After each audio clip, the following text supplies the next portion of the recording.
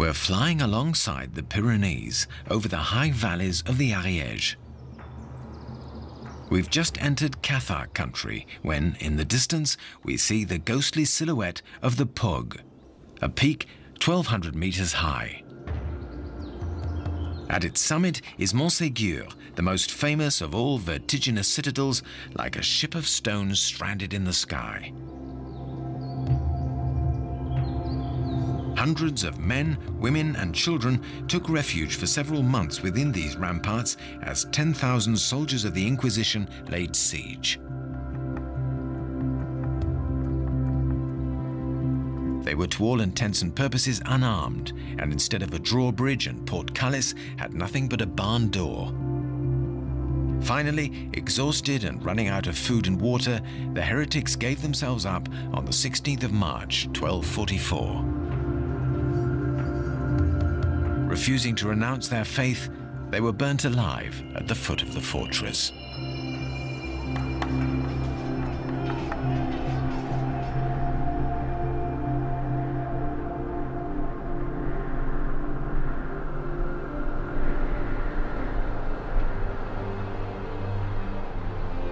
"50 kilometers away, in the wild and arid landscape of the Corbière, we come across another eagle's nest, Quéribus. It's been balancing on this rocky peak for the last 1,000 years. In memory of the faithful who took refuge here during the Cathar era, it's known as the sarcophagus. But the most fabulous of all these citadels is only a stone's throw away, Perpétuse.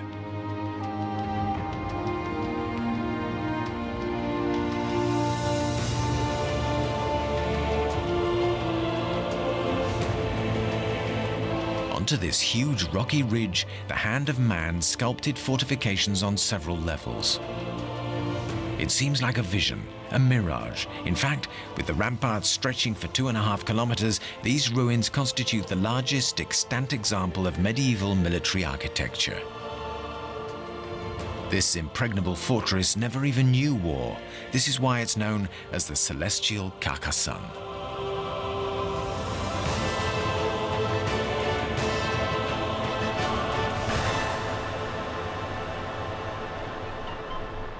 And here is the real Carcassonne, in all its splendor, the largest medieval city in Europe. Inhabited since the 6th century BC, then fortified by the Romans, it was girded with ramparts by Saint-Louis, a Roman town then, long before it became a medieval citadel. It played an important part in the wars of the Middle Ages, determining much of the Languedoc history. In its heyday, during the 12th century, the city was governed by the lords of Trincavel, who had the chateau and cathedral built. Totally restored by the architect Viollet-le-Duc in the 19th century and listed as a World Heritage Site by UNESCO, Carcassonne and its 3 kilometers of ramparts have inherited 2,000 years of history and 1,000 years of military architecture.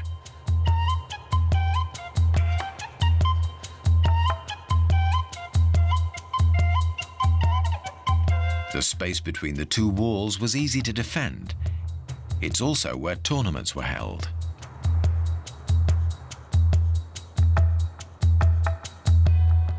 Saint-Nazaire Basilica was built in the 11th century by the Vicomte de Trincavel on the site of a church dating back to the time of the Visigoths.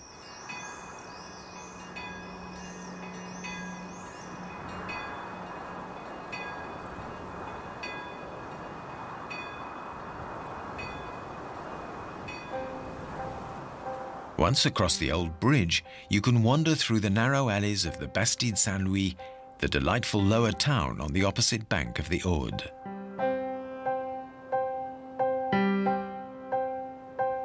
The Bastide dates back to the 13th century.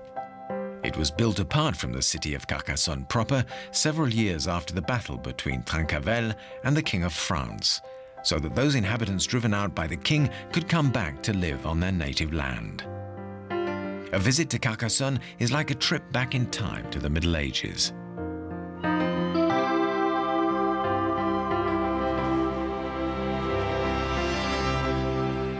60 kilometers to the south, in the eastern Pyrenees, a small yellow train nicknamed the Canary trundles through the Tête Valley at a sedate 30 kilometers an hour. With viaducts spanning vertiginous precipices up to 80 meters high, there's no shortage of thrills.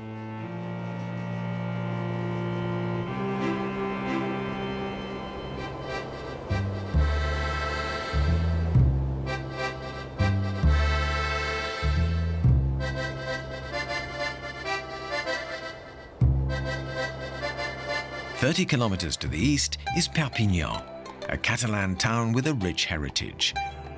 It owes its unique history to the pivotal position it held between the kingdoms of Aragon, Spain and France. The Castillet, the main gateway into the city, is the very symbol of Perpignan. Not to forget the railway station, which Salvador Dalí described as being the center of the world.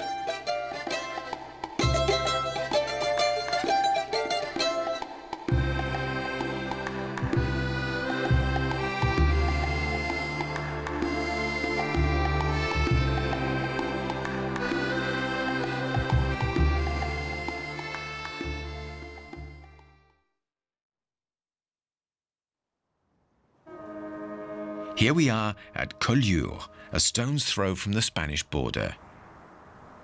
Numerous painters have been inspired by this picturesque landscape. Picasso and Matisse, to name but two, loved the radiant colors of this little Catalan port. Cauco y Liberis, as it was once called, was inhabited far back in antiquity by the greatest civilizations of the Mediterranean. The Château Royal, the key component of the defensive system, was built by the Counts of Roussillon and the Kings of Majorca. It remained in the hands of the French army until 1945. Saint-Elme Fort, on the top of its hill, provides an unbeatable view of Collioure and Port-Vendre.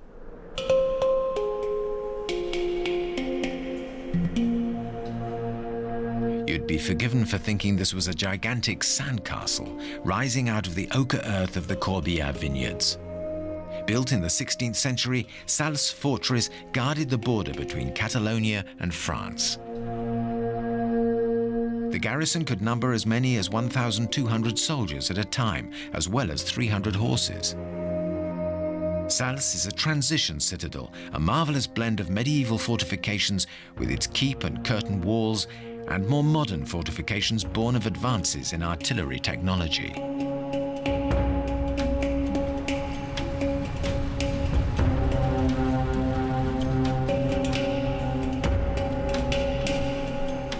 Skirting the coast of the Gulf of Lion, a little further on we reach the Plage des Pilotis, or beach on stilts.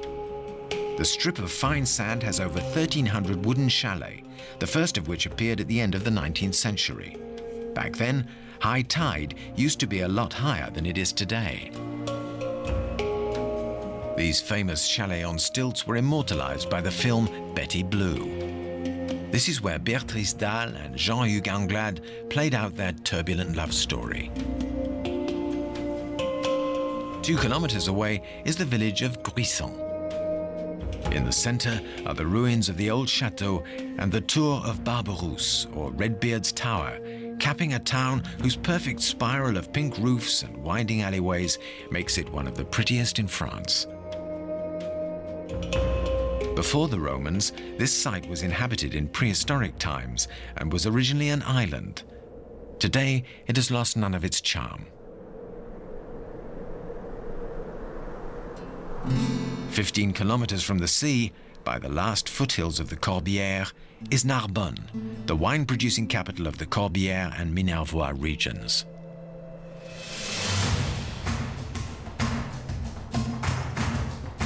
The town grew up around the 13th century cathedral of Saint-Just et Saint-Pasteur.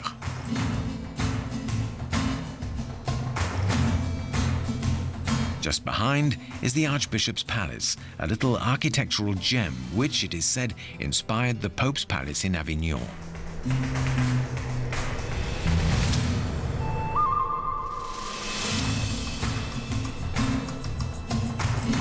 We now set course northeast and fly over the immense beach of a hugely successful tourist attraction created in the 1970s, Cap d'Agde. It's the most popular seaside resort in the Languedoc-Roussillon, as well as being Europe's #1 naturist spot. Cap d'Agde was built on scrubland separated from the sea by wide sandy beaches along the rocky headland. It's a complete town with 10 residential districts, an amusement park and 600-hectare marina.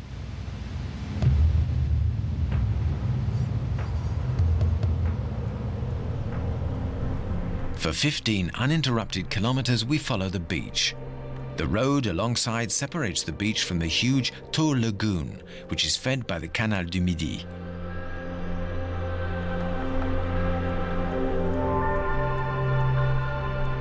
Sprawled over this hill is Sète, a small town built from scratch in the 17th century on an island which alluvial deposits gradually joined to the mainland.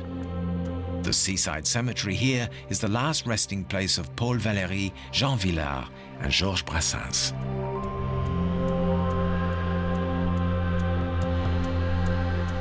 Sète is also the second largest port in the Mediterranean after Marseille.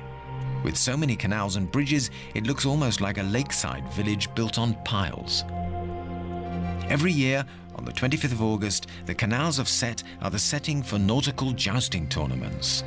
The contestants face each other in single combat, standing on platforms at the front of rowing boats, armed with a wooden lance and shield.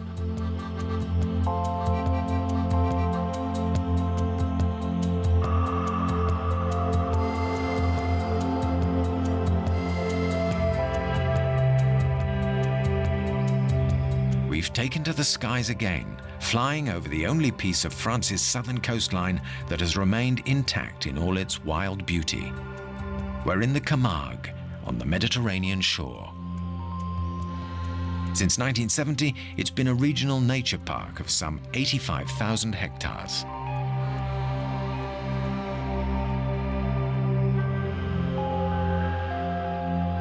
Suddenly, the ramparts of Aigues-Mortes loom into view, with the famous Constance Tower dominating the town. Saint Louis, who founded the town, set off from here for his Egyptian crusade in 1248. It's hard now to imagine the waves lapping at these walls. The port is totally silted up and the sea is 6 kilometers away.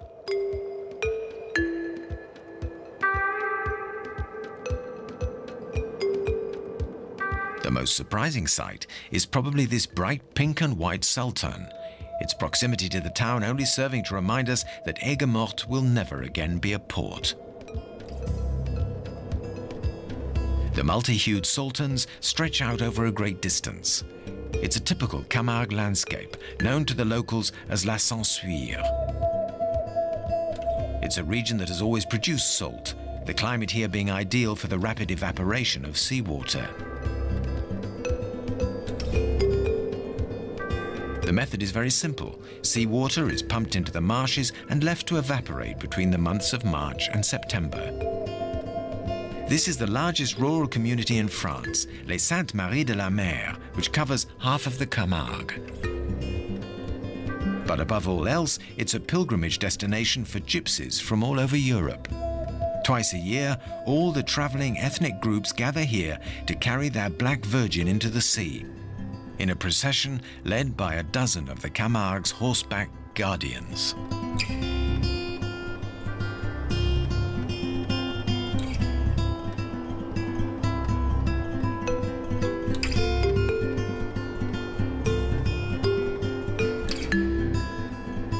Between the two main branches of the Rhône Delta extends the Camargue proper, an uninhabited 140,000 hectares of swamps, pasturage, dunes and salt marshes.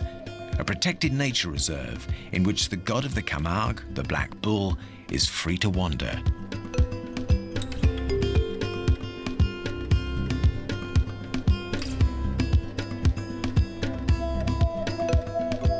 These animals, traditionally raised by the guardians, are not only traditional but also essential to the region's economy. The most valiant of them are selected for the bull rings, not to fight, but to race. In In this landscape hovering between land, sea and sky, on the left bank of the mouth of the old Rhône, we suddenly see the Faramand Lighthouse. Built in 1892 at a height of 47 meters, it's one of the highest in the Mediterranean.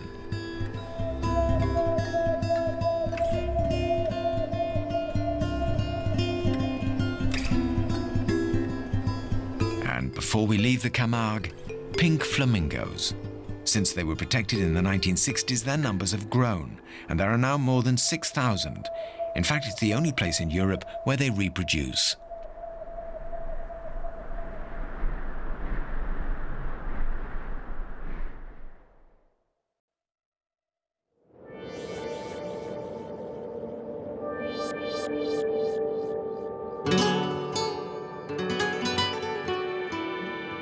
We go back up the Rhône to Arles, a real open-air museum.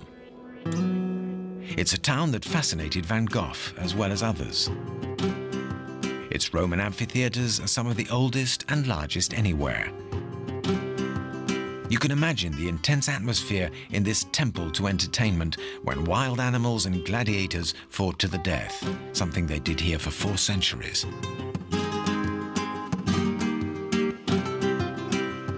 In 1981, the Roman and Romanesque monuments here were added to UNESCO's World Heritage List. Arles is a town of both art and history.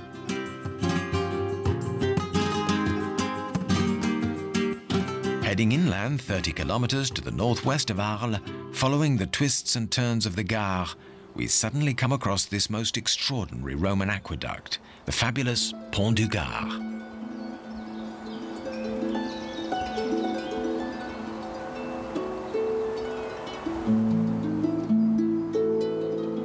It's the only one still standing, intact as when it was first built almost 2,000 years ago.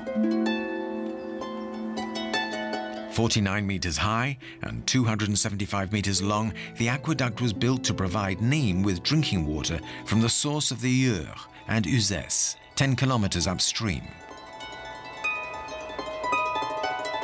The top of the aqueduct is a sort of tunnel, still clearly visible today, through which water would continuously flow at a rate of 20,000 cubic meters per day.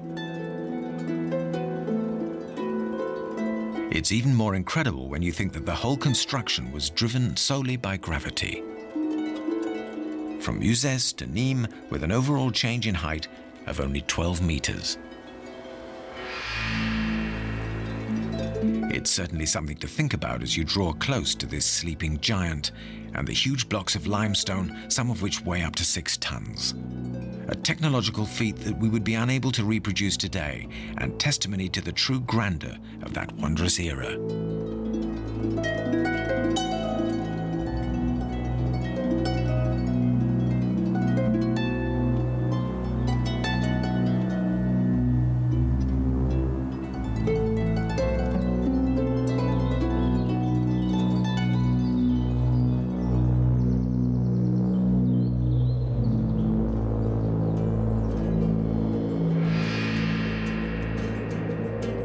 Kilometers to the southwest, at the edge of the Rhône Delta, here is Nîmes, also known as the French Rome.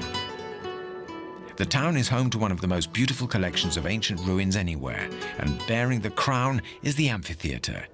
Built in the 1st century AD, it's the best preserved of all Roman amphitheaters.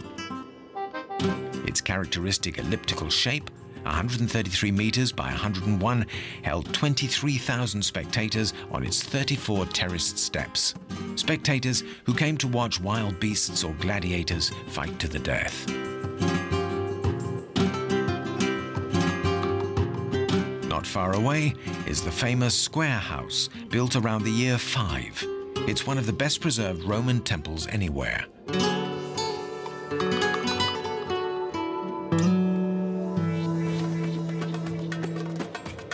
30 kilometers to the east, we reach the Bouches du Rhône, in the heart of Van Gogh and Alphonse Daudet country, with the Alpes mountain range as a backdrop. A trip through time brings us to Glanum, the largest archaeological site in France. Its 2,300-year-old ruins let us imagine what life must have been like in this Roman town. which was the ancestor of Saint-Rémy de Provence.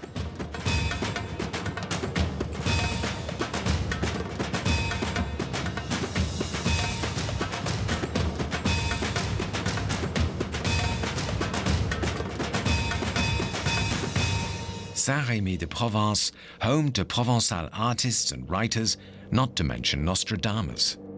When seen from the sky, the harmony of geometric shapes is stunning. The church of Saint-Martin dominates the heart of this Provençal town.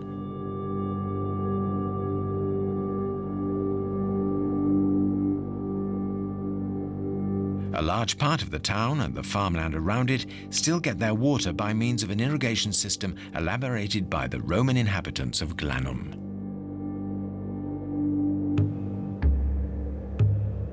The Alpi mountain range.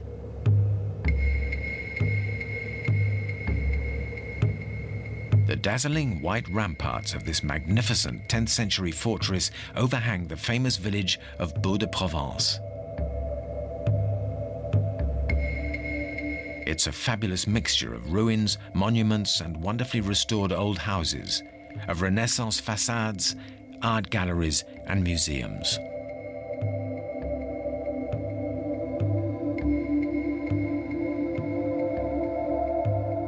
A mecca for cave dwellers, these crags overhang the Val d'Enfer, a strange and fascinating valley. Legend has it that witches, fairies, and goblins still haunt these caves.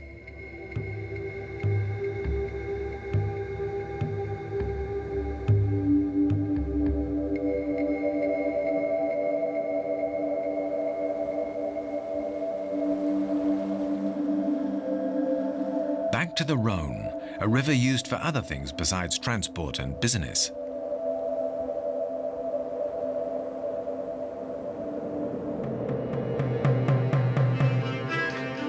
On the banks of the river stands Avignon, the city of the popes, as sumptuous as it is well defended.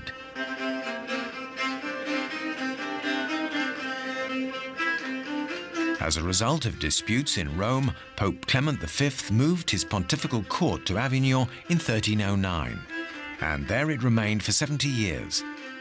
7 official popes reigned there during this period, transforming the episcopal building into a magnificent palace. At the heart of this 14th century masterpiece is the imposing Palace of the Popes. With its crenellated towers, machicolations, and 50-meter-high ramparts, the palace truly was an impregnable citadel covering 15,000 square meters. In the very middle is the square-shaped Court of Honor.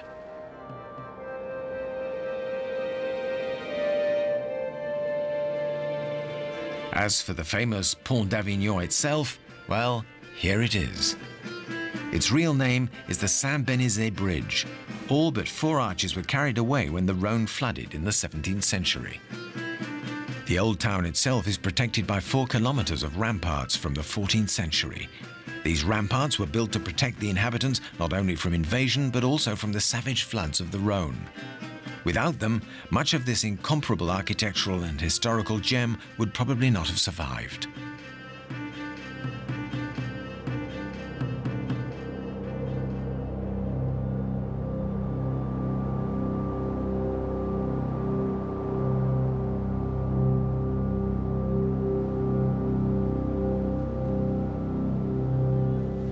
"25 kilometers to the north, we find a masterpiece of ancient architecture, the Roman Theatre of Orange. Its dimensions are gigantic.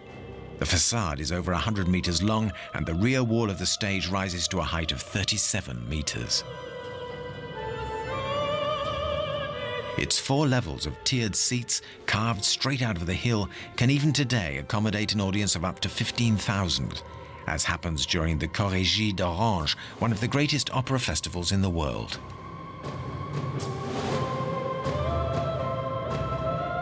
The statue of the Emperor Augustus, waving to the crowds, is in an extraordinary state of preservation.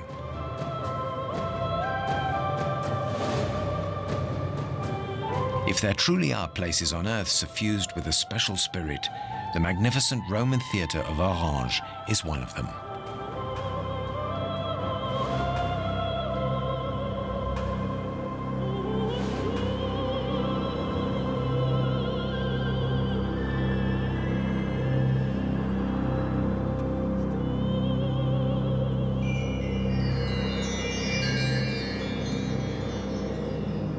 This tiny river, like a little corner of paradise during the summer months, is the Cèze. At one of the bends in the river perches a village, La Roque-sur-Cèze, a ravishing little hamlet dominated by its chapel and 12th century chateau.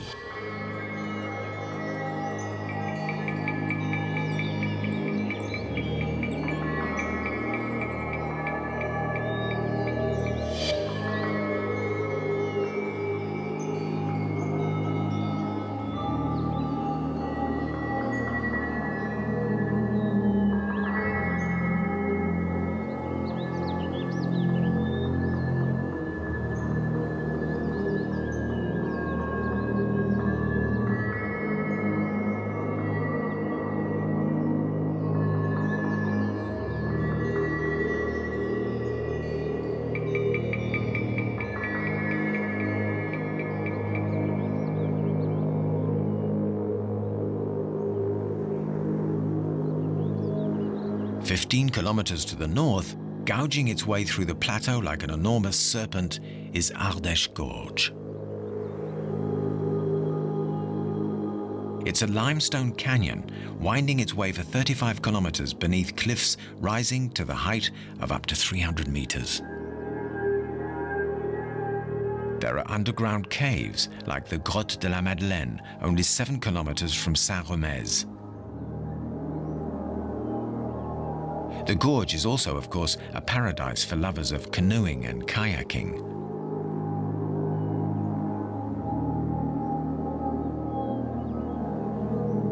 And this unspoiled, untamed piece of nature is still all but inaccessible.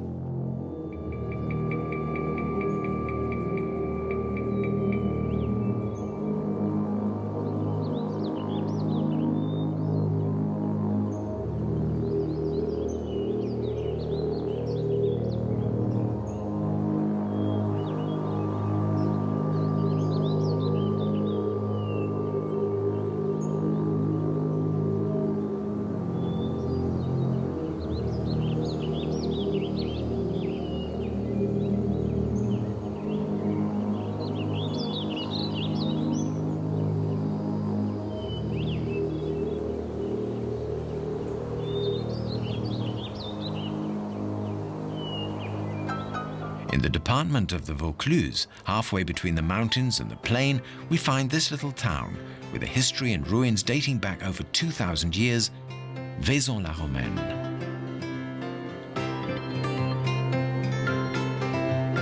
At the top of the upper town is the 12th century chateau of the Counts of Toulouse, lording it over the exceptional Roman ruins. The ancient theatre was built in about the year 20 AD.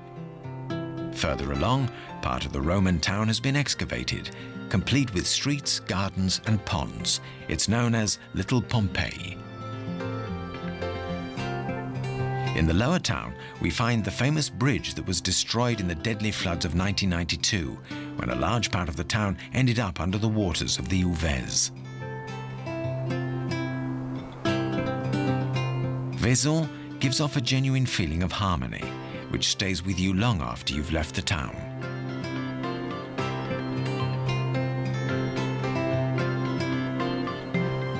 Further south, we come to Fontaine de Vaucluse. Extremely popular with tourists, Fontaine de Vaucluse is a deep valley surrounded by caves and smaller valleys, through which flows limpid, emerald green water.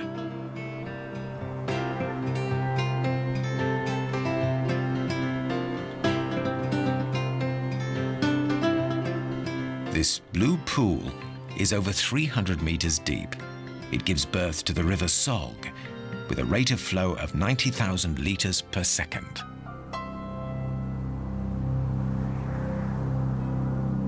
Five kilometers east, clinging firmly to the rocky promontory which serves as its pedestal, Gordes is like a small Provençal acropolis. Its wonderful location, charm, and architecture have earned it a classification as one of the most beautiful villages in France.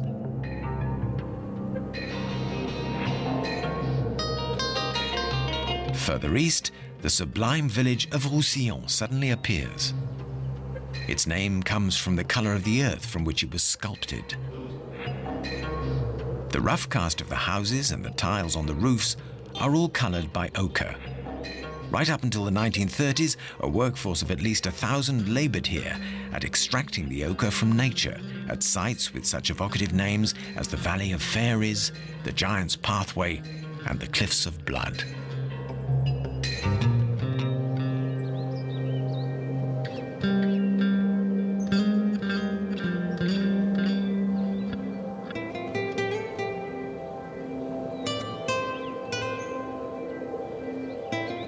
Further south, we come upon Ménherbe, an old village stretched along a rocky outcrop in the shape of a ship. The site had been inhabited since Neolithic times. In the Middle Ages, access to the town, which was riddled with underground passages, was possible via only 2 gates. Many artists have lived in this village, including Picasso. A gigantic serrated blade 15 kilometers long, Les Dentelles de Montmirail. Forming cliffs of a dazzling whiteness, this succession of needle-like spurs is incredibly sharp. At places it is barely a meter wide, although 700 high. From all around, you can see the giant of Provence, Mont Ventoux, reaching an altitude of 1,912 meters. A mountain of bare, pebbly slopes, it has become famous as a stage on the Tour de France and is the westernmost of the Alps. In clear weather, you can even see the Mediterranean, 100 kilometers away as the crow flies.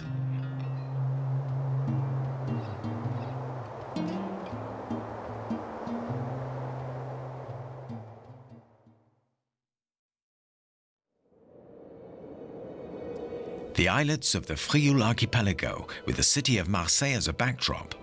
And facing the city, the island of If, with its chateau, famous for being the fictional prison of Alexandre Dumas' hero, the Count of Monte Cristo. The Château d'If was built in the 16th century by François I to protect Marseille from seaborne attack.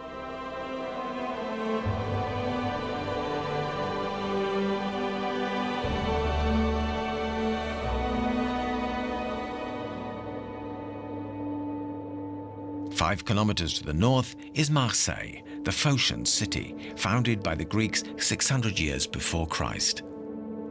It's France's largest port and the second largest in Europe, a city with a strong character immortalized by the films of Marcel Pagnol. The old port, in a natural rocky inlet, can harbor 3,000 boats and is protected by the forts of Saint-Jean and Saint-Nicolas.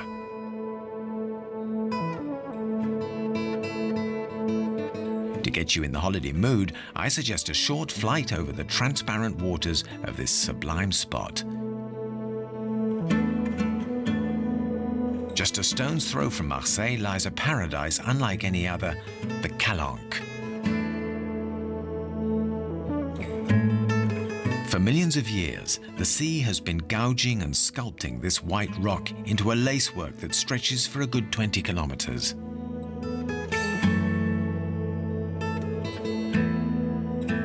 These rocky inlets, or calanques, are a pure marvel, with an infinite number of delightful routes through them just waiting to be discovered.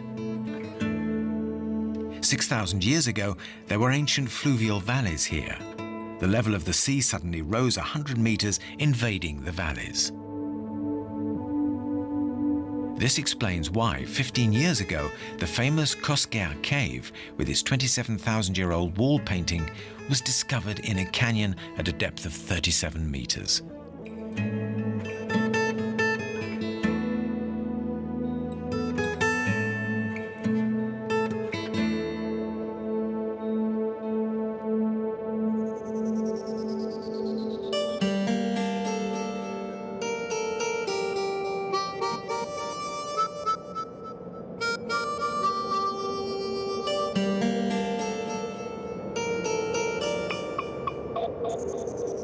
Envaux-Calanque is the steepest, a favorite rendezvous for rock climbers, with cliffs rising to 400 meters. It's also a paradise for falcons and even a few eagles. Nature in all her splendor.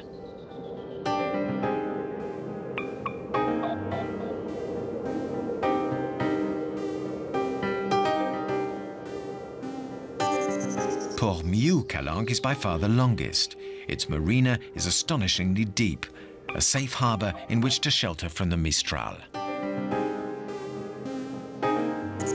Cassis is a small and colorful fishing village 25 kilometers from Marseille, hemmed in between Calanque and Cap Canaille, with its perfectly vertical cliffs 416 meters high. This small village won the hearts of painters Dufy, Paul Signac and Derain.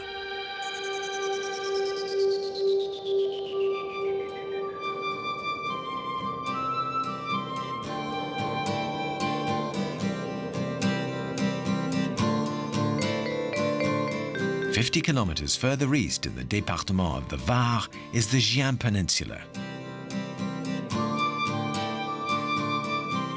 Hemmed in on all sides by the sea, the Gien Peninsula is the southernmost point of the Côte d'Azur and separates the Franco-Iberian stretch of coastline from the Franco-Italian. This nature reserve is one of the ecological lungs of the Mediterranean, thanks to a marine plant, Posidonia oceanica, which oxygenates seawater.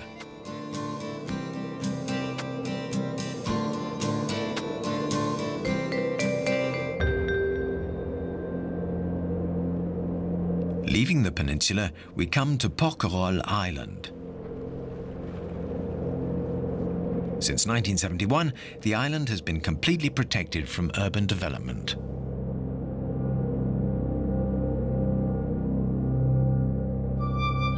Sainte-Agathe Fort, dating back to the 16th century, is the perfect spot for a panoramic view over the heartland of the island and its 200 hectares of vineyards. It's a place of sea and sunshine, with 300 days of the latter per year for the few people lucky enough to live on Porquerolles. The island is 7 kilometers long and 3 wide, and apart from its port, consists of nothing but creeks, calanques, and wild beaches, surrounded by Aleppo pines, eucalyptus, and arbutuses.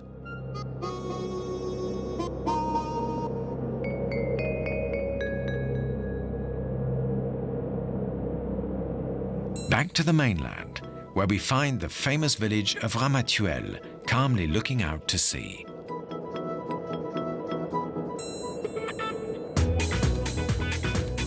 With its spiral shape, typical of a Provençal village, its winding alleys and steep stairways, Ramatuelle leaves an ineradicable memory, closely linked to the legend of Gérard Philippe, who's buried here. Every summer, there's a festival of theatre, song and dance in his memory.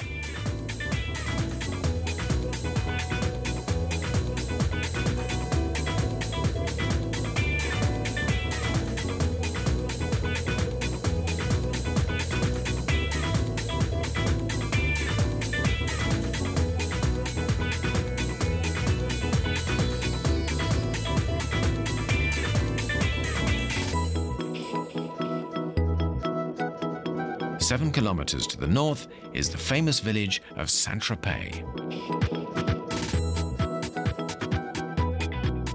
Its history goes back to ancient times, when the Phoenicians established harbors around the Mediterranean to ensure safe sailing between the major trading posts.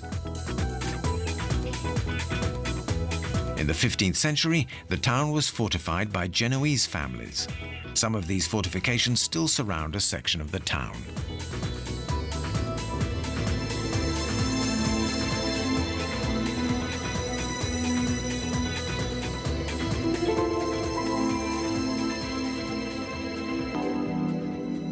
At the far end of the bay is France's only town on piles, built from scratch on a 65-hectare marsh.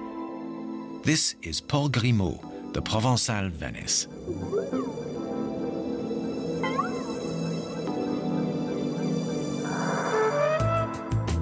Just above, on the crest of the first hill, is Grimaud. The historical capital of the Massif des Maures mountain chain, it has a special charm with its ruined 11th century feudal chateau, its small Romanesque basilica, its penitent's chapel, its Templars house, and its old plane trees.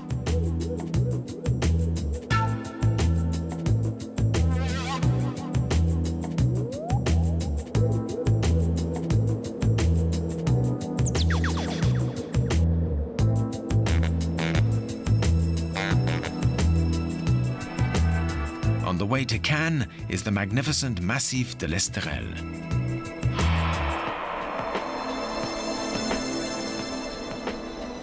A Paleozoic massif consisting of red volcanic rock, the Esterel covers 32,000 hectares, 13,000 of which are listed and protected by the law. This massif is one of the most spectacular and iconic landscapes of the Côte d'Azur.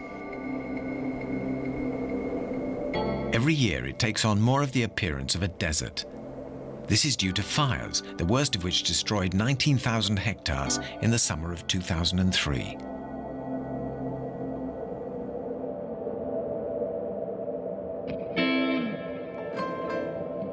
Cannes, the cinema capital of the world, a glamorous town with its yachts, its luxurious hotels, its film festival.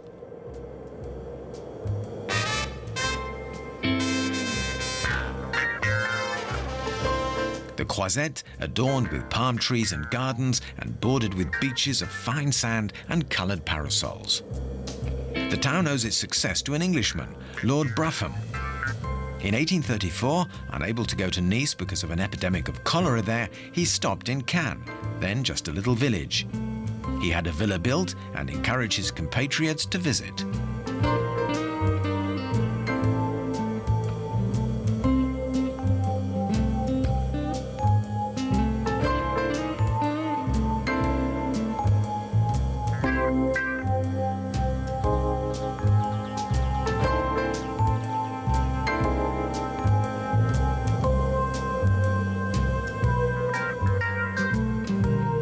Seven kilometers away is Cap d'Antibes with its luxurious villas.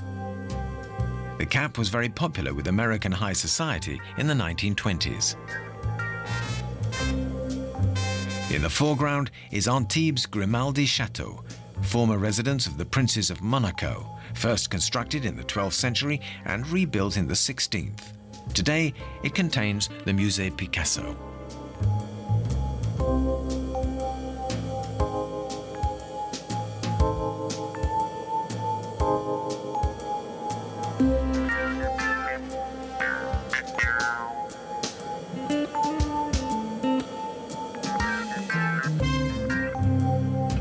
At the foot of the town, Port Vauban is one of the largest marinas for private yachts in Europe.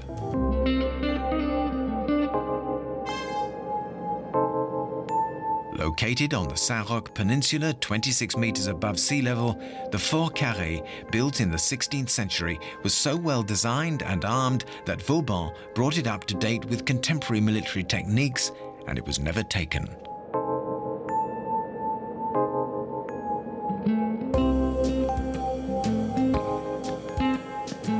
And this is the famous Principality of Monaco, an enclave of 190 hectares dominated for 7 centuries by the Grimaldi family. Immediately after the ultra-modern Fontvieille district, we come to the famous Rock, the former Genoese village perched 60 meters above the sea. The renowned Oceanographic Museum with its white facade. The Prince's Palace is under the trees at the end of the Corniche. Whatever the season, the millionaires' yachts are always there. You can also glimpse one of the bends of the legendary Formula One circuit, the only real town centre circuit in the world and the most famous.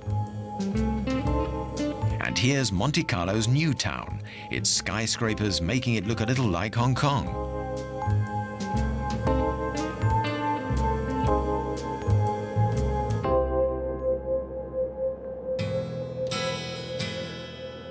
"12 kilometers further on is Menton, on the border with Italy.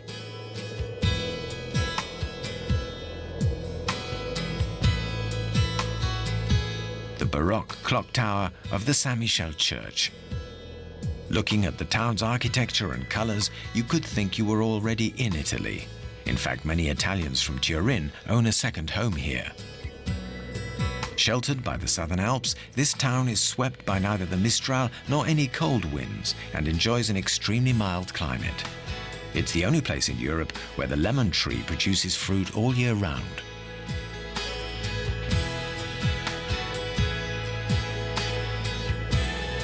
There, we've reached the end of the Côte d'Azur. If you feel like lingering in Monaco a while, having a flutter in one of the most famous casinos in the world, be our guest. But you could also head for the closest of all exotic destinations by taking this hydrojet. Corsica, here we come.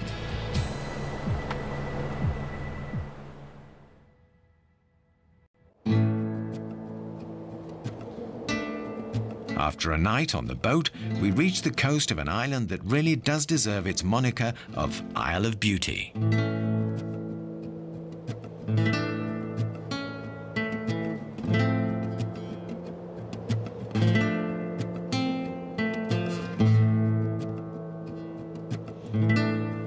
Flying over Corsica is a somewhat dreamlike experience. Cap Corse at the northernmost extremity is 40 kilometers long and roughly 12 kilometers wide.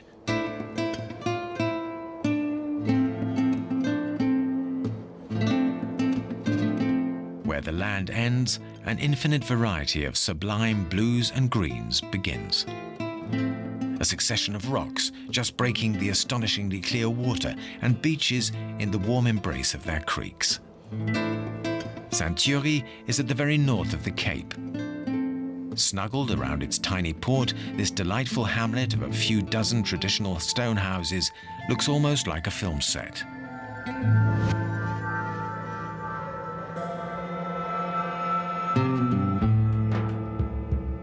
"20 kilometers further south, the village of Nonza, on the west coast of Cap Corse, seems to be suspended between sea and sky. Its rocky promontory seems to defy gravity, overhanging the sea and a huge deserted beach 150 meters below.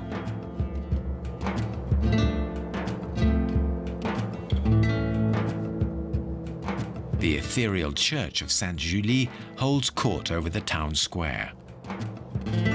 It's an unforgettable spot which will haunt your dreams for a long time after you've left.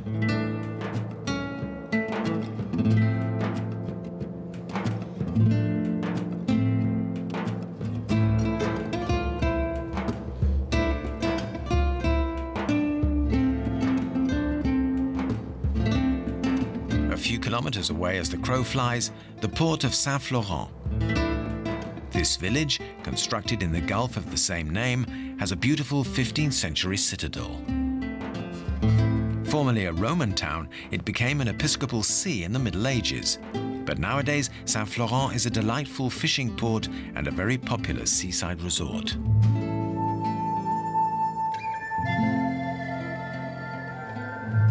At the center of the old town, the houses, barely above sea level, rub shoulders near the citadel.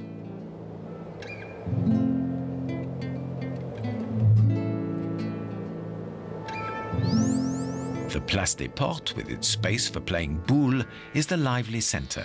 The streets are so narrow that they discourage one and all from trying to negotiate them by car.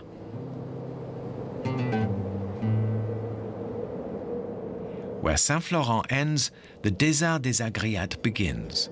We're in northwestern Corsica, an area officially recognized as the only true desert in Europe. You have to fly over it to fully appreciate how these 15,000 hectares of wild and arid scrubland, rocks and maquis are the exclusive realm of hares, wild boar, and myth.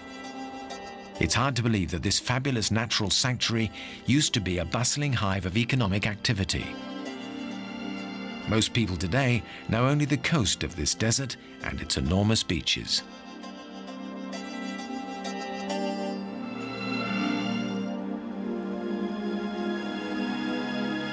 This huge rock is known as the Sphinx.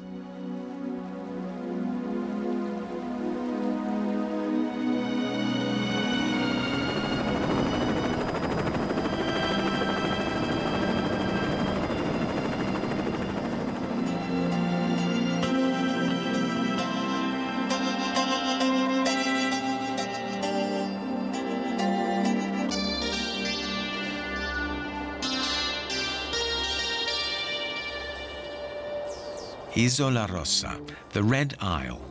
The port was founded in 758 by Pasquale Paoli, the father of the homeland, to interrupt maritime traffic between Genoa and Calvi, the neighboring town which he judged to have become too rich. Today, it's an important holiday destination. Every day, numerous French and Italian ferries arrive at the Red Isle, Corsica's smallest port.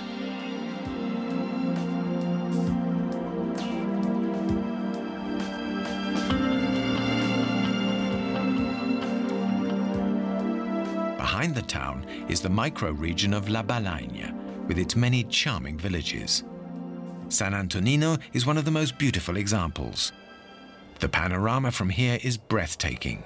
San Antonino was built on a granite crag at an altitude of 500 meters in order to provide an all-encompassing view of the coast and enemy invaders.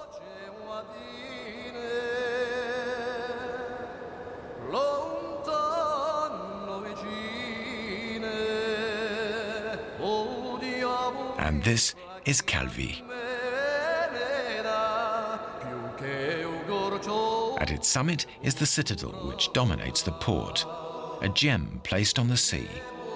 Constructed during the Genoese occupation in the 15th century, it's become an icon of the town of Calvi. The Cathedral of Saint Jean-Baptiste was first built in the 13th century, then destroyed in the 16th, when lightning caused an ammunition depot to explode before being rebuilt in 1592. Calvi is an exceptional town and a mecca for tourists, with its very mild climate and a magnificent beach fringed with a pine forest.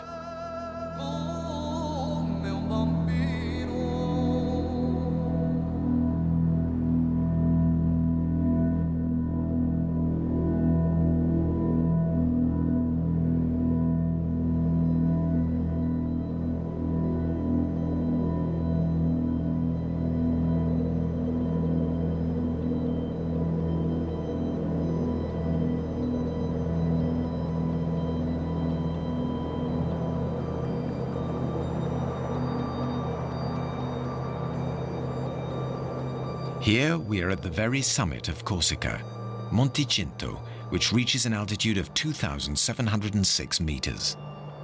Capped with fern and perpetual snow, these dizzying images remind us, if there were any need, that Corsica is in fact a mountain rising out of the sea. And what a mountain!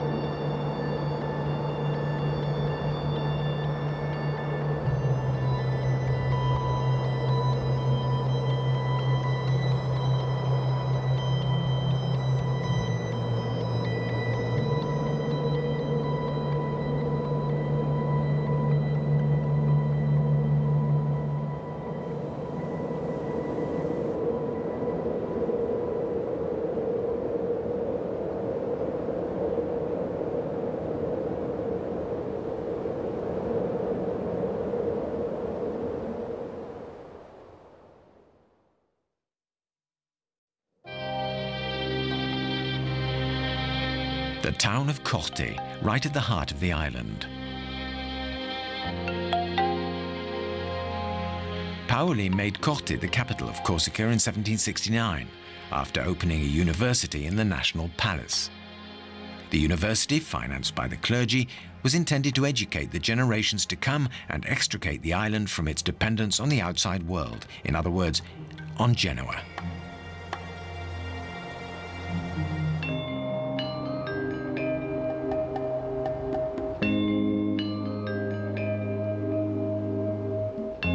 All over Corsica, there are clock towers rising from the Maquis to Cock a Snook at the mountains.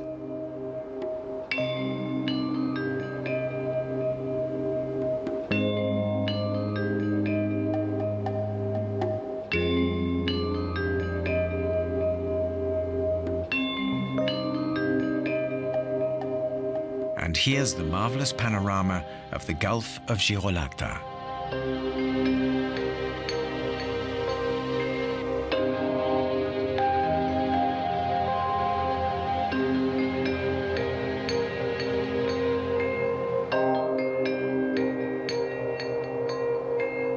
We're now approaching one of the most beautiful gulfs of the west coast of Corsica, one of the island's natural treasures, the Gulf of Porto.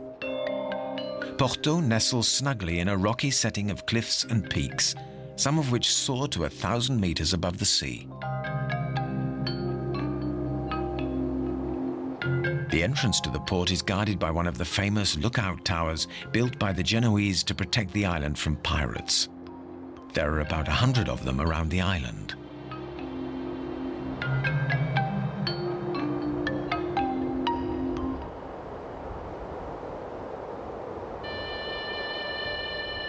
We now fly through the sublime Corsican light towards one of the most stunning parts of the Isle of Beauty, a true gem, the famous Calanque de Piana.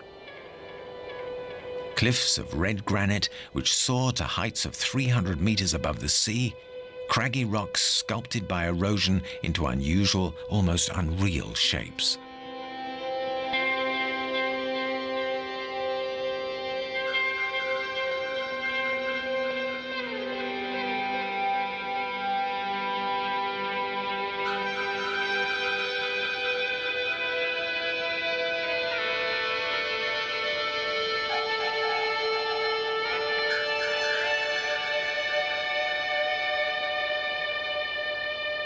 To fully appreciate the beauty of this landscape, there are various pathways you can take through it, or simply sit back and enjoy these bird's-eye views which only a helicopter could capture.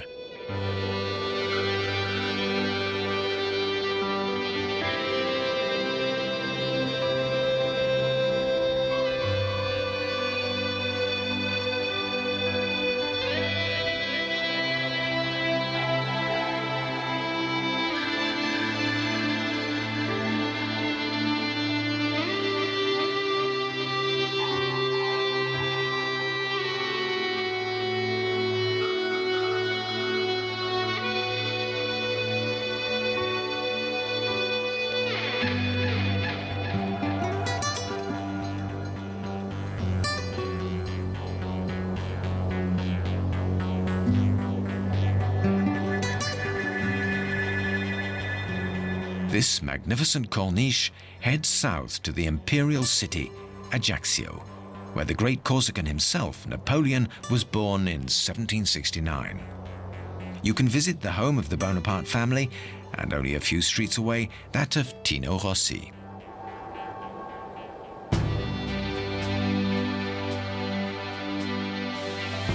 Above the port sits the imposing old town with its sumptuous red tiles and terracotta walls.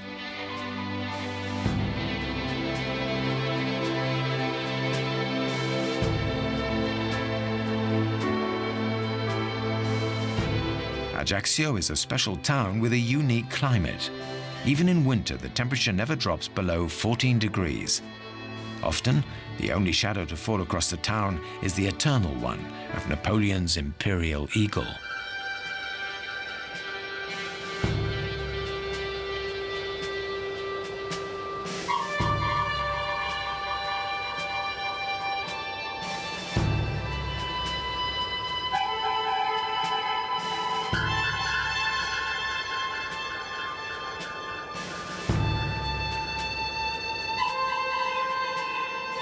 Further along, out of the mist, looms the disturbing vision of Parata Point, with its archipelago of islets, the Îles Sanguinaires, or Isles of Blood.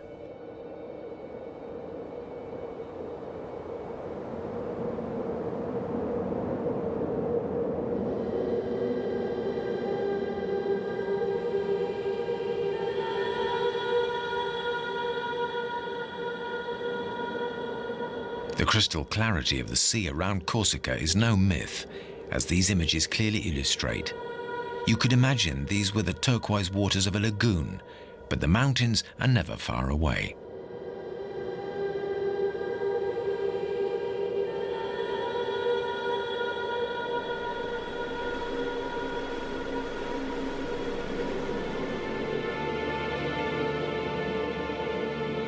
Bavella, a magical name, is a mountain pass, a forest, but above all, these needles of rock.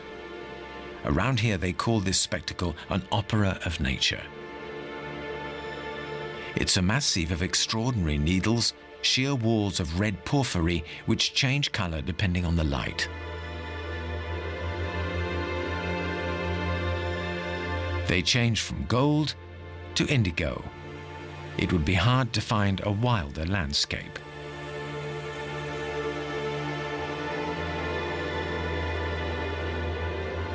Wherever you look, the landscape has disappeared, replaced by these rocks reaching to the sky like so many menhirs sculpted by erosion.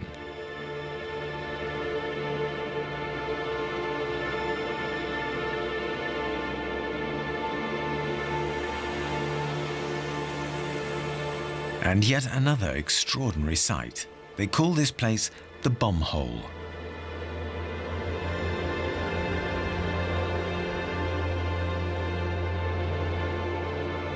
Completely vertical walls soar straight up to altitudes of 900 meters.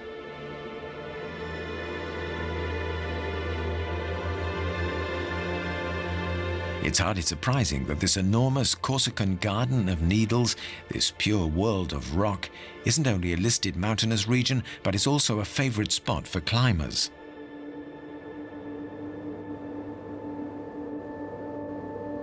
In fact, this is the site of the famous GR20, a serious 200-kilometer hiking route. Only the very experienced need apply.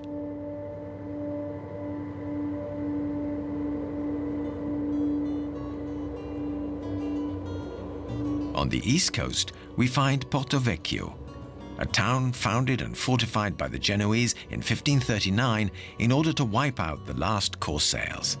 It's nicknamed the City of Salt because of the nearby salt marshes.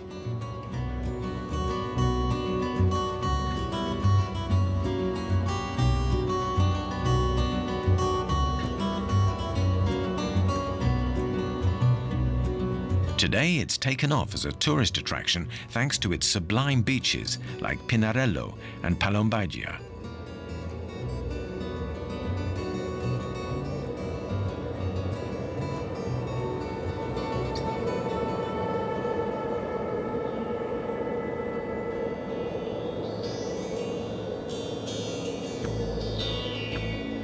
Bonifacio, perched 100 meters above the sea, seems to defy the laws of gravity.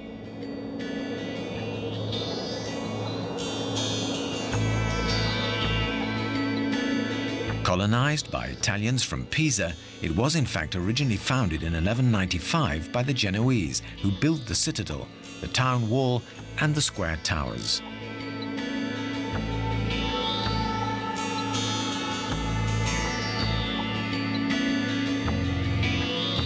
Between the 13th and 15th centuries, the impregnable town of Bonifacio became a military and maritime center of Corsica.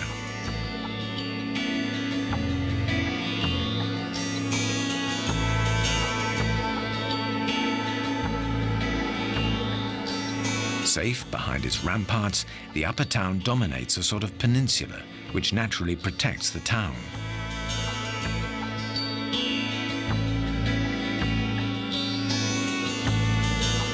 Bonifacio's inlet creates a natural port, which heads inland for 1.5 kilometers.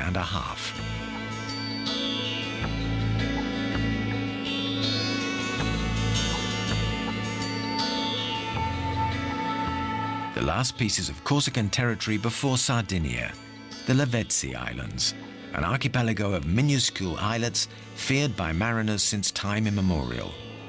Here too is one of the most beautiful anchorages in the Mediterranean.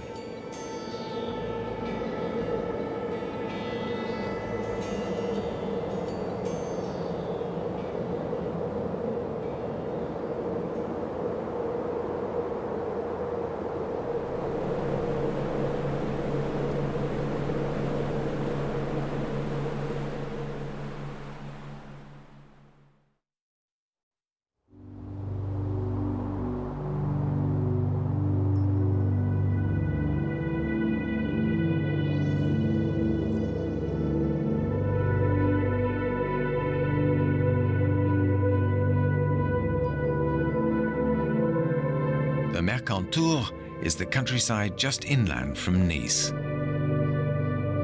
And national park since 1979, the Mercantour covers the département of the Alpes de Haute-Provence and the Alpes-Maritimes, where there are peaks reaching altitudes of over 3,000 meters.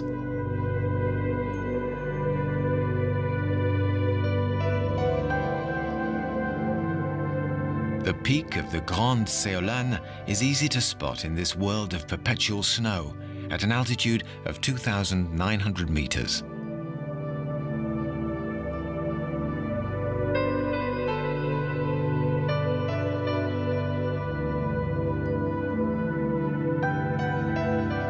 In the Ubaye Valley, Barcelonnette is a town which was so stricken with poverty in the last century that many inhabitants decided to leave for Mexico.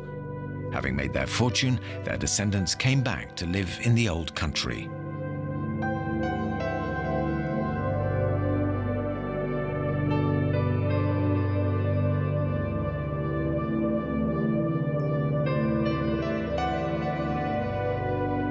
"20 kilometers away, the river Ubaye flows into the enormous artificial lake of Serre-Ponçon, which is larger than the Lake of Annecy, with 80 kilometers of shoreline dotted with creeks. In the background, the peaks of the Hautes-Alpes, and in the foreground, the largest earth-filled dam in Europe, 600 meters wide and 120 high. 6 villages were submerged when the lake was created 40 years ago.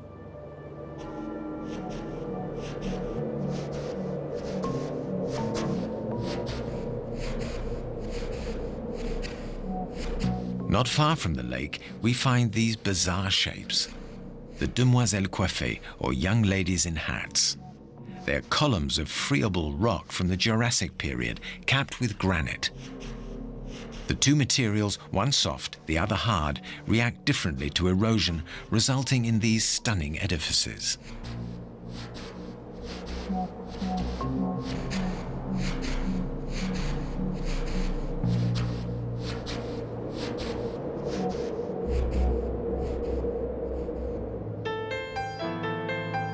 Gap, with its mild climate, is between Les Écrins National Park and Provence. The principal town of the Southern Alps, its geographical location gives it a climate that's both Mediterranean and alpine, and it enjoys at least 300 days of sunshine per year.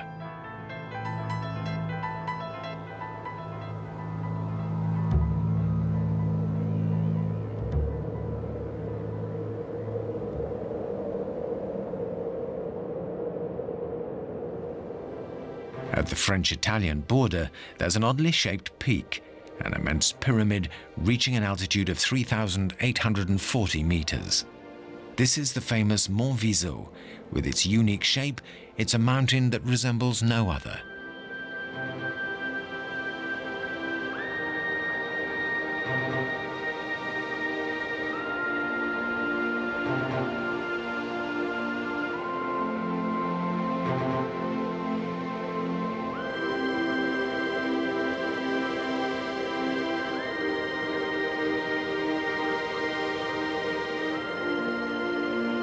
Now we're flying over the regional nature park of Queyras. It covers 60,000 hectares, hemmed in by a natural barrier soaring to a height of 3,000 meters. It's a paradise for mountaineers, hikers, and anyone just out for a stroll. As one of the highest regions in the Alps, it's renowned for the exceptional quality of the light.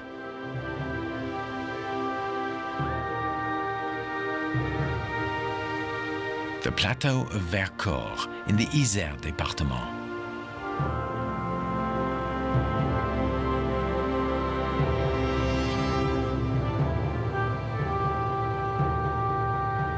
An important base for the French resistance during the Second World War, the Vercors Massif is visible from a great distance. 60 kilometers long by 30 wide, it looks like an immense natural fortress.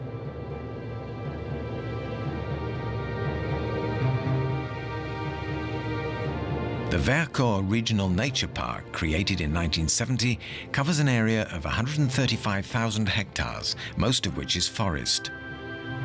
But its escarpments and caves also make it a paradise for potholers.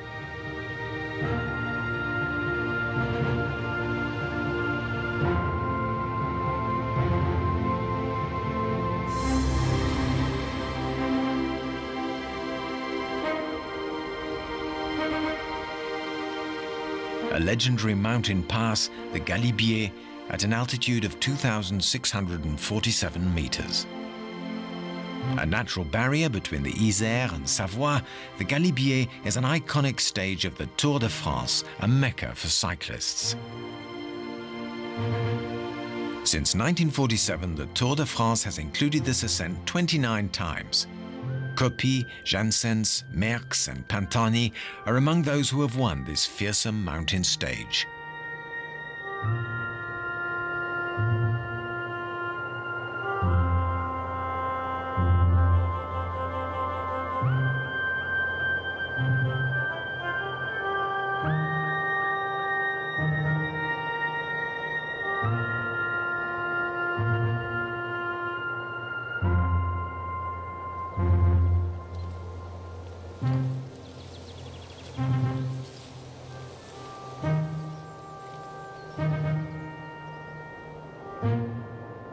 The mountain pass and lake of Mont-Cenis. We're now in Savoy. Before us, the magnificent sight of the emerald-colored waters of Mont-Cenis extends for 16 kilometers at an altitude of 2,080 meters.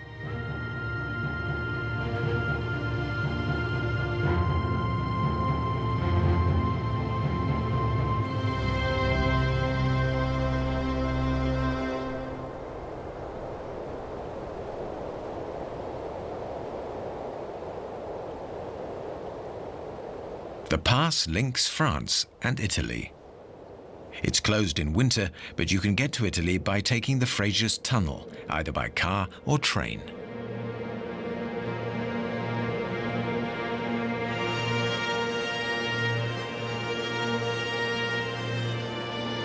We're now entering the Vanoise, the first national park to be created in France 35 years ago.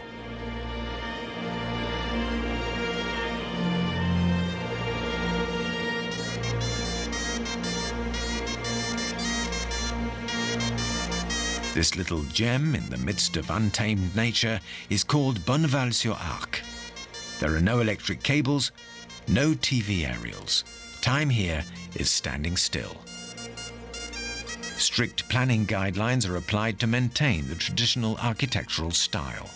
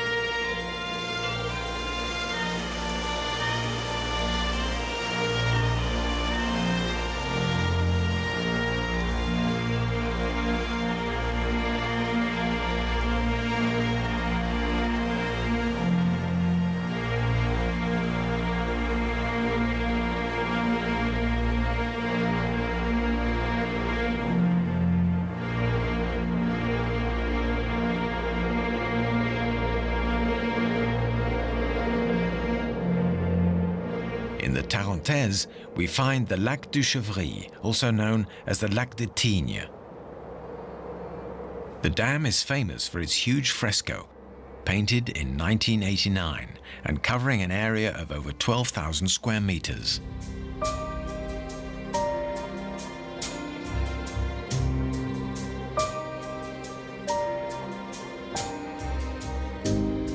It's the largest trompe-l'oeil painting in the world. At an altitude of 1,790 meters, it's also the highest arch dam in Europe, 180 meters high.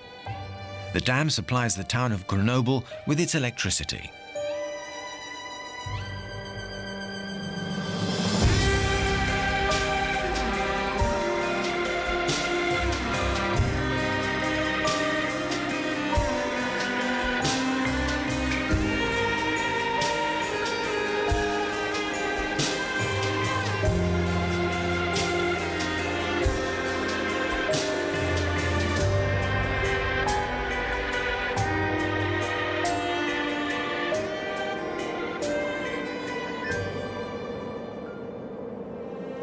We continue our trip through Savoy.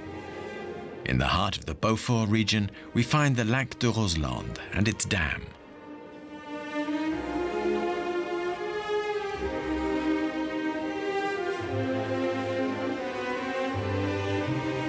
These magnificent pastures are where the local villagers graze their dairy cows to produce the famous cheese of Beaufort.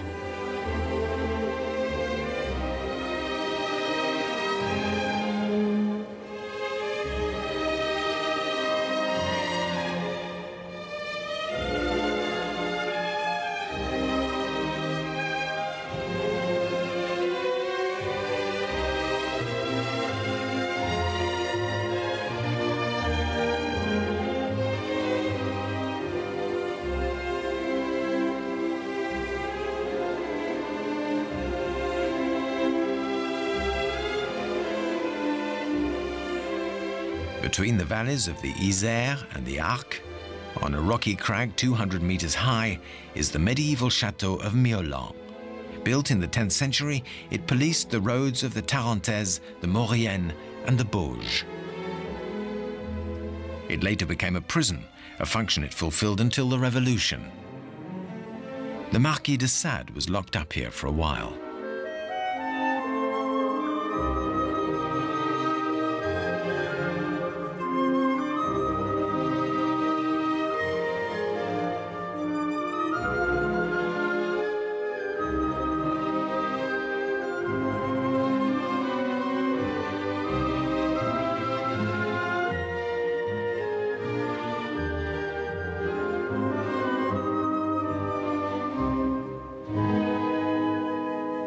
The sumptuous Cistercian Abbey of Notre-Dame de Tamier was founded in 1132 by Saint-Pierre de Tarentaise and rebuilt in 1679.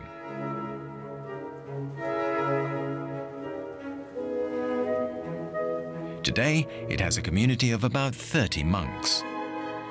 The services are open to all and are celebrated in French, although the chanting is Gregorian. Visits to the abbey are not allowed because it's the community's own private space. But Tamier's tradition of hospitality is maintained in the superb hostel, the Hôtellerie du Monastère.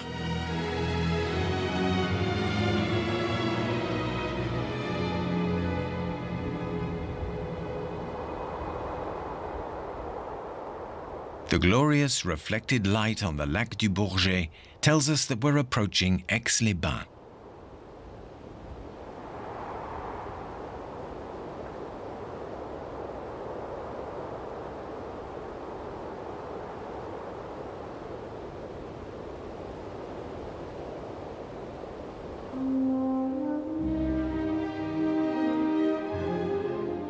Savoy's most important historical monument is the Abbaye d'Hautecombe, in its breathtaking lakeside setting. Its history is linked to that of the Savoy family, which ruled over these mountains during the Middle Ages before moving into Italy. The architectural style is troubadour Gothic, a romantic variation which can be full of surprises. The church was restored in the 19th century by the King of Sardinia, who turned it into a sort of huge mausoleum dedicated to the memory of his ancestors.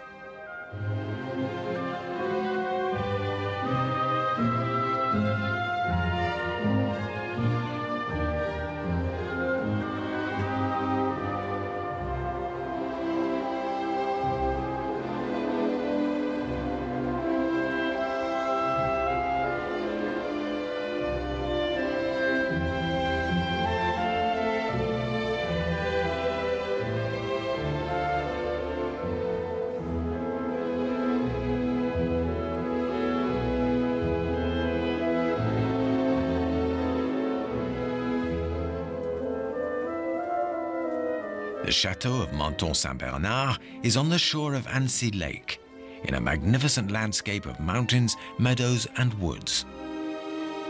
It's been home to the Menton family since the 12th century and is the birthplace of Saint Bernard de Menton, the great friend of mountaineers and skiers who gave his name to the famous breed of rescue dogs.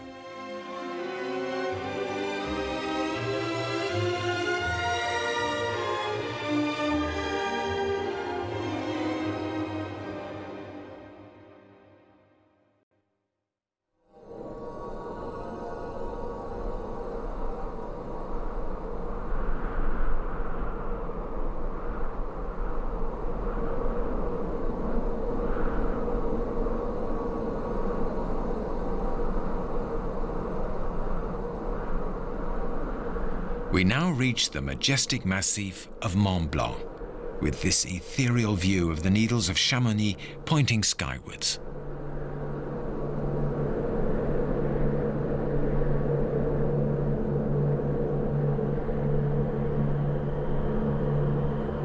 We'll begin by making our way up the White Valley.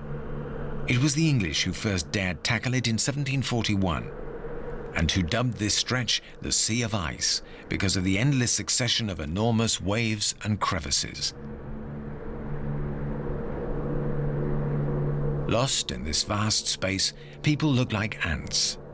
The average thickness of the ice here is 200 meters, but reaches 400 in some places. As for the crevices, these deadly traps can be up to 100 meters deep at the Sérac barrier, where the glacier, which advances 80 meters a year, is prone to crack violently. Just sit back and admire the spectacle, with the twin peaks of the Grande Jorasses as a backdrop.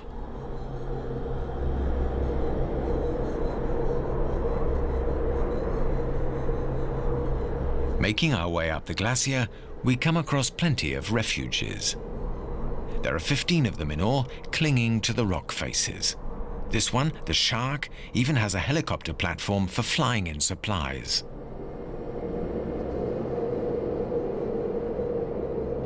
We're now at an altitude of 2,516 meters in the glacial amphitheater of the White Valley, halfway between the Aiguille du Midi and the Montanvert. At this altitude, the air is thin and the water in the high mountain lakes is a strange turquoise color.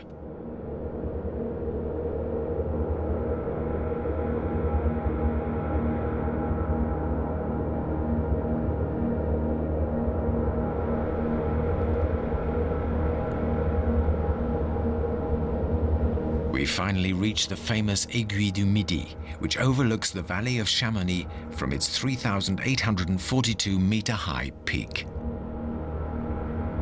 Since 1955, the highest cable car in the world has assured a non-stop service here at a speed of 40 kilometers per hour.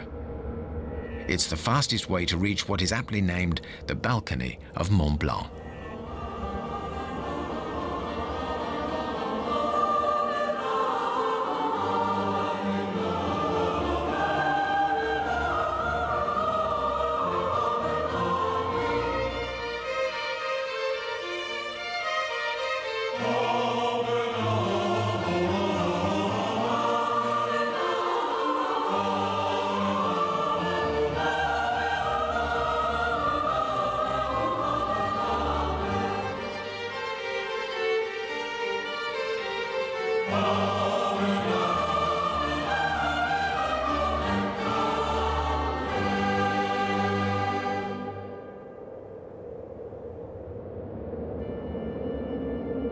And here, straddling France, Switzerland, and Italy, is the giant of the Alps, Mont Blanc, the highest peak in Western Europe at an altitude of 4,808 meters and 45 centimeters to be exact.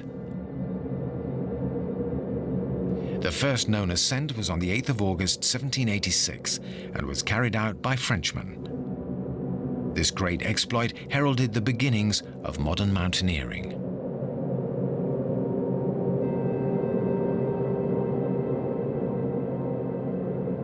Today, thousands of tourists come mountaineers climb to the summit every year.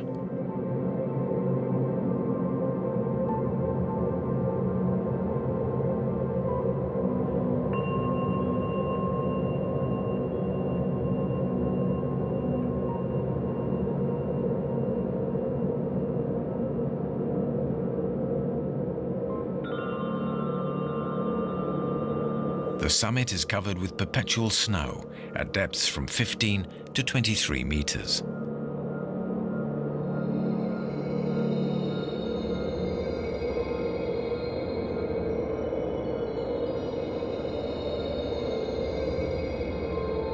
The Vallot Refuge, at an altitude of 4,367 meters on the ridge of Mont Blanc, is a shelter reserved for climbers, climbing the mountain by the less well-trodden routes.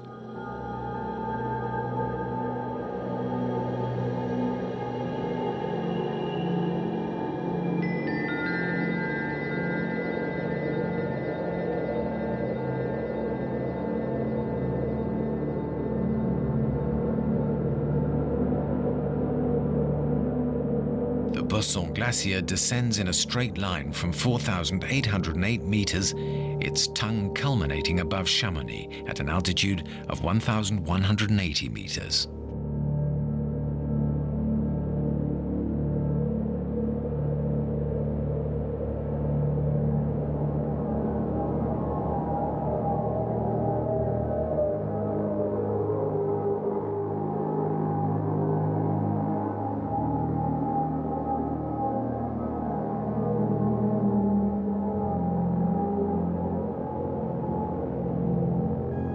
We head 62 kilometers north from Mont Blanc as the crow flies. Despite appearances, we're not at the seaside. This is the shore of Lac Léman, the largest body of fresh water in Western Europe, a real inland sea, on the shore of which we find Thonon-les-Bains. Thonon nestles in a natural amphitheater-shaped hollow on the plateau rising above the lake.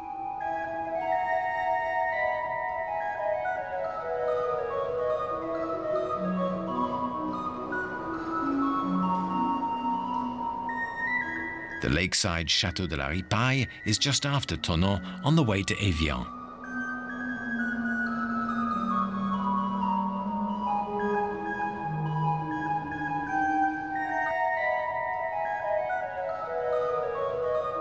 Évian-les-Bains' exceptional setting has made it a tourist destination of international renown.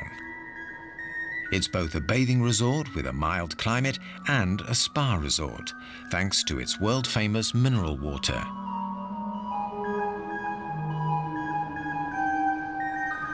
Don't let the apparent calmness of the lake fool you.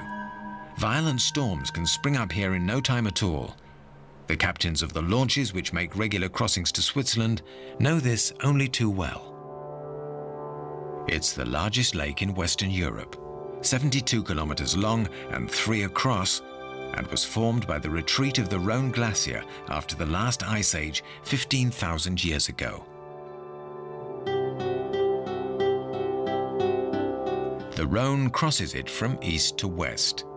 To the north is Switzerland. To the south, France. On the French side, we fly over 20 or so hectares of very ancient vines, planted in terraces on the flank of the mountain.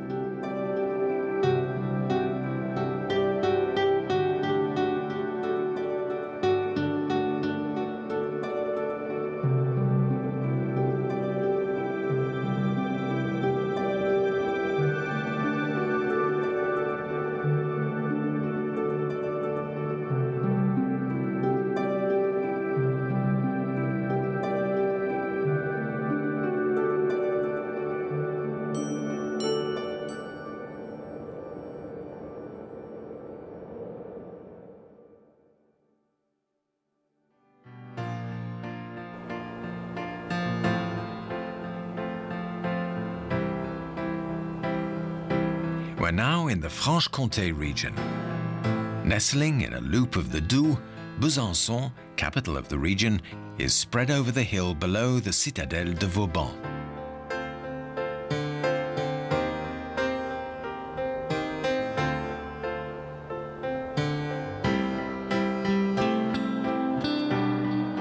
The Porte Rivotte. It's the only extant city gate built during the 16th century as part of the city fortifications, the architecture of which is particularly beautiful.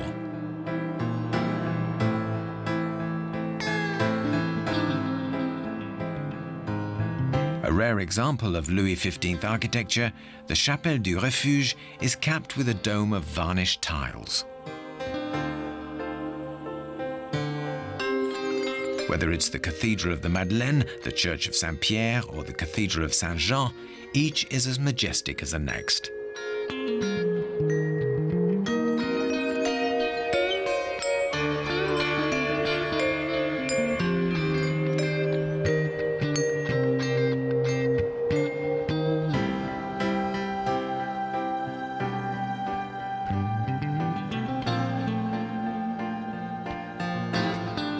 The Citadelle de Vauban has dominated Besançon from its height of 118 meters for the last 3 centuries.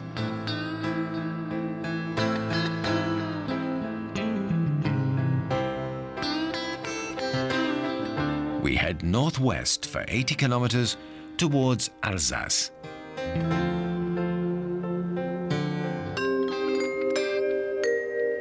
Over the centuries, dozens of canals had to be dug to link together the Marne, the Rhône, and of course, the Rhine. The canal linking the Rhône to the Rhine crosses the water division line between north and south at Val-Dieu. This is the reason for the series of locks at Val-Dieu looking like an immense flight of stairs. There are 11 locks in all, coping with a change in height of about 30 meters.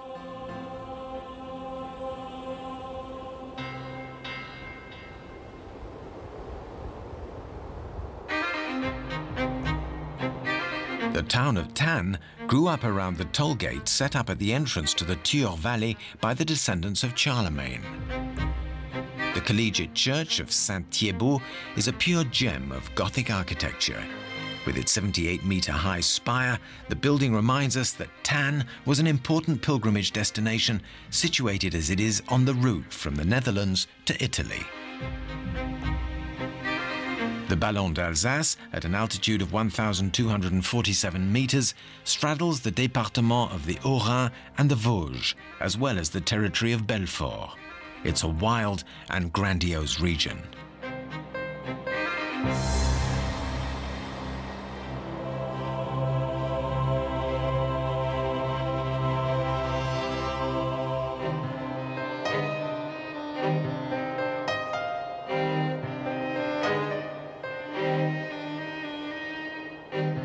Located in the foothills of the Vosges, the three chateaux of Usseren, nestling at an altitude of 380 meters, were built in the 11th and 12th centuries. Probably the oldest chateau in Alsace, they were united in the 15th century by the Hastats and destroyed by the troops of Mulhouse during the War of the Six Obols in 1466.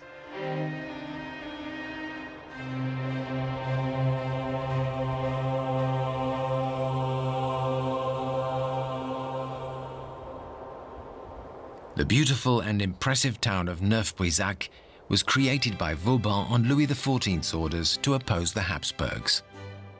It's quite unique in Europe, with its octagonal star-shaped outer wall of pink stone.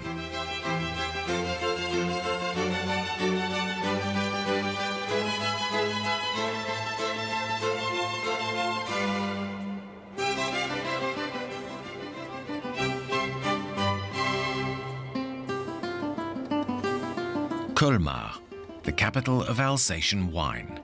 It's the best preserved town in the region, its architecture a sign of its prosperity, which reached a peak in the 16th century.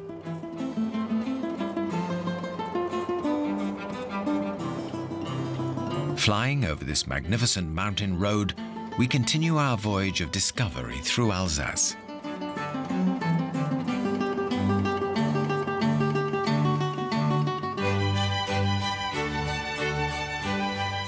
Riquewihr is known as the Pearl of Alsace and vine growing. There's a homogeneity to the town's architecture that is quite remarkable.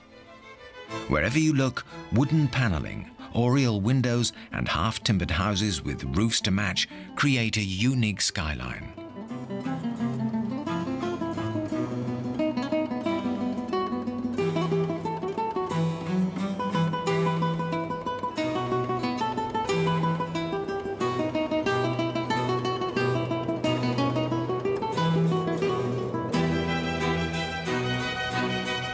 The white stork has been the symbol of Alsace for centuries. It's a sign of good luck. The birds winter in Africa before returning to Europe in the spring to nest.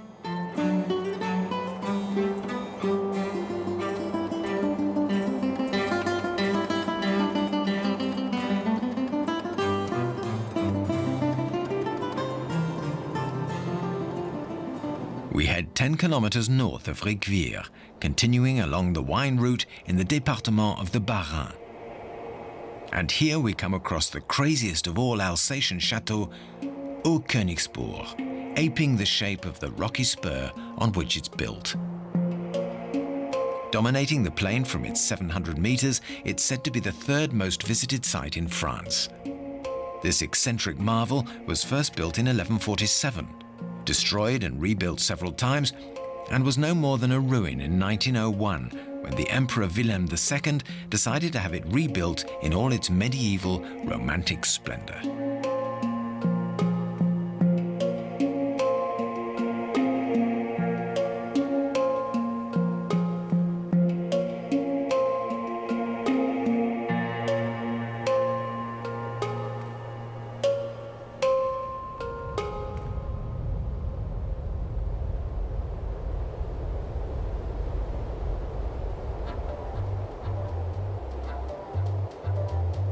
Wissembourg, where Germany and France meet.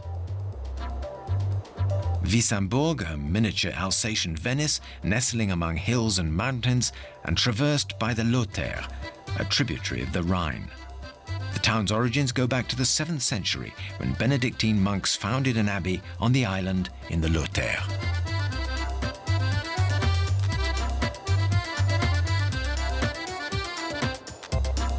We're now flying over dark and misty forests. These forests comprise the treasure of the Vosges du Nord Nature Park. In 1989, they were listed by UNESCO as a World Biosphere Reserve, just like the Amazon rainforest.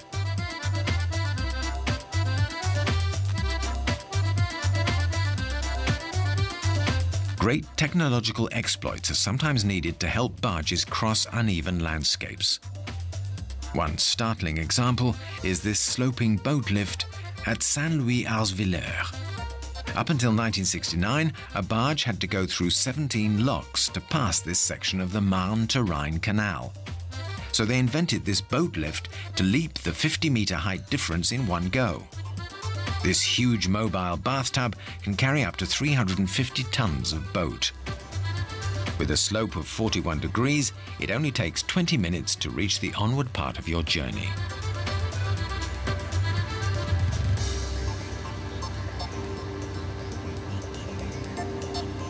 We now head southwest to the département of the Côte d'Or.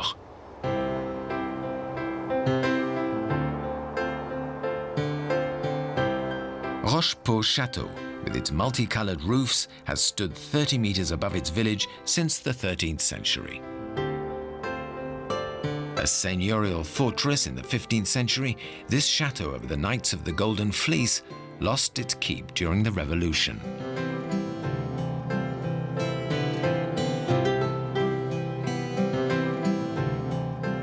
Beaune, capital of the great wines of Burgundy. A city of rich burghers with cellars containing the treasure of thousands of bottles of wine, and of 15th century hospices with its Hôtel Dieu, Hospice de la Charité et Centre Hospitalier. At the heart of the town, the Hôtel Dieu is a pure marvel of Burgundian Flemish art with its varnished roof tiles.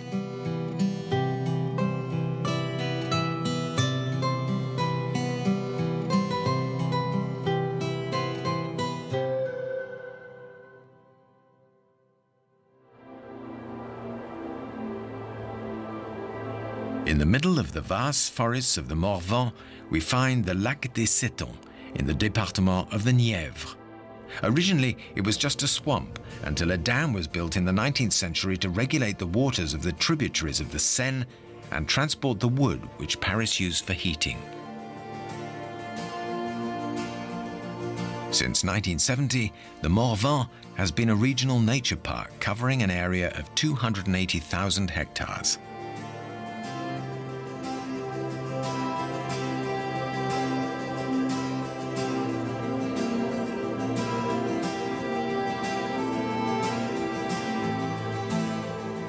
Semur-en-Auxois looms over a meandering stretch of the Armançon River.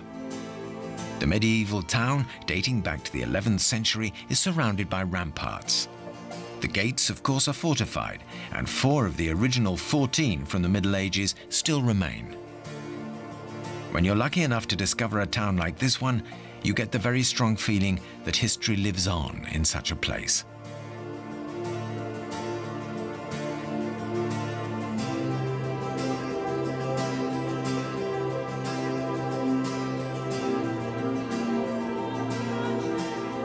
Before us now, we see a true palace of the Renaissance, the Château of Ancy-le-Franc.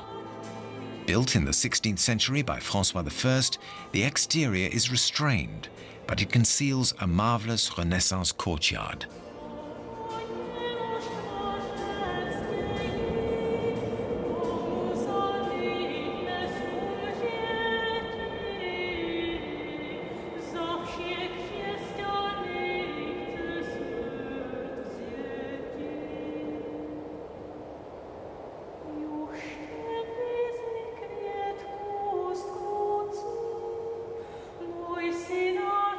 Ten kilometers away, there's another sumptuous chateau, Tanlay. Surrounded by a moat, it's another marvel of the Renaissance. The vast outbuildings, the entrance pavilion, the facades of the main building, the decorations on the wings, everything is a blend of Italianism and French taste. Catherine de' Medici adored it.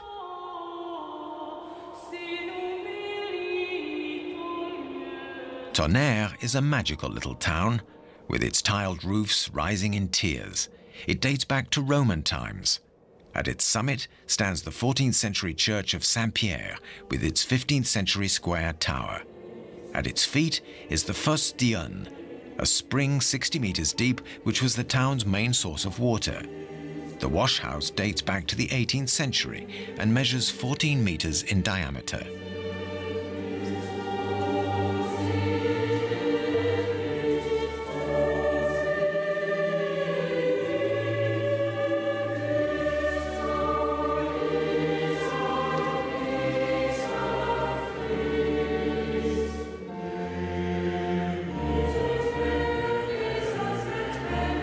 At the edge of the Morvan, we come to Vézelay, a masterpiece of Romanesque art. It's a place known by many names: the Eternal Hill, the Hill of Inspiration, the Church of Light. The Basilica of Vézelay and the village spread out at its feet are quite simply marvelous and are classed as World Heritage Sites.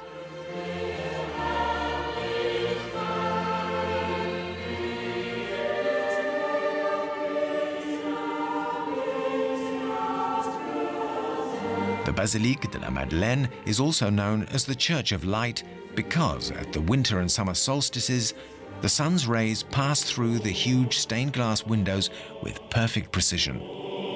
It was saved from ruin and neglect in the 19th century by the architect Viollet-le-Duc.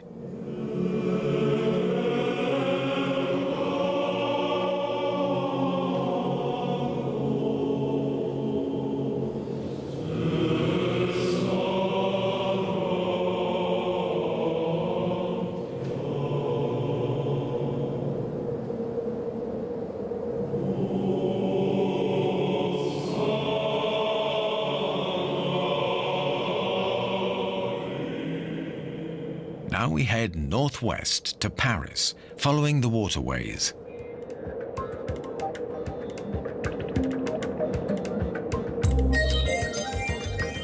The Iron Lady is still there, a sign that our journey is over.